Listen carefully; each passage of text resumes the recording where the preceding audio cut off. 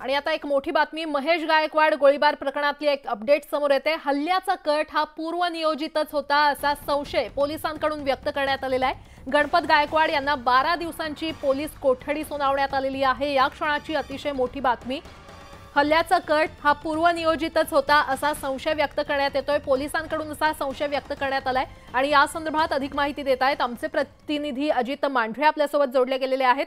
अजित, हल्ल्याचा कट पूर्वनियोजितच होता असं पोलिसांना वाटतंय, पोलिसांनी तसा संशय व्यक्त केलेला आहे, नेमकं कारण काय अपडेट? गणपत गायकवाड आणि त्यांच्यासोबत त्यांचे दोन साथीदार जे आहेत, हर्षद केणे आणि सरवणकर म्हणून आहे, या तिघांना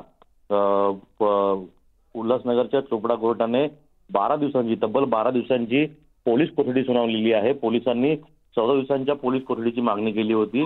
ज्या पद्धतीनं Investigation is going on, so it is not the right time to disclose anything. Court has considered our request and court ने 14 फरवरी तक पुलिस को टाइम दिया फॉर इन्वेस्टिगेशन। तो इसके ऊपर हम लोग कुछ अभी बोल नहीं सकते। It is not the right time to speak anything about the case. Sir, VC से रिमांड कंडक्ट करने की जो पहले कोशिश हुई थी, आपने उसको रोका? नहीं, कोर्ट ने, ये कोर्ट का खुद का ये था decision. So they have said that let the accuse produce before the court for the fair consideration of the remand. Sir, Ganpat Gaikwad यांच्या मुलाचा देखील नाव आला आहे। कुछ नहीं, कोई आरोप नहीं लगा, कुछ नहीं हुआ है। There is no allegation against anybody.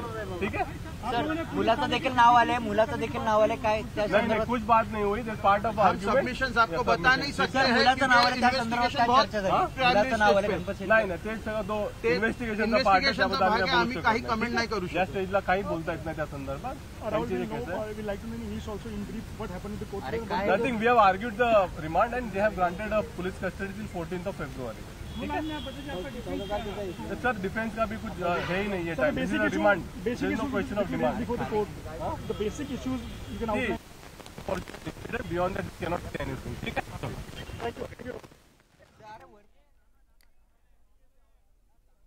तर पोलिसांनी हा संशय व्यक्त केला असल्याचं आपल्याला पाहायला मिळतंय। हल्ल्याचा कट हा पूर्वनियोजितच होता आणि वकिलांकडून देखील आता सध्या काहीही स्पष्टीकरण देण्यात आलेलं नाहीये।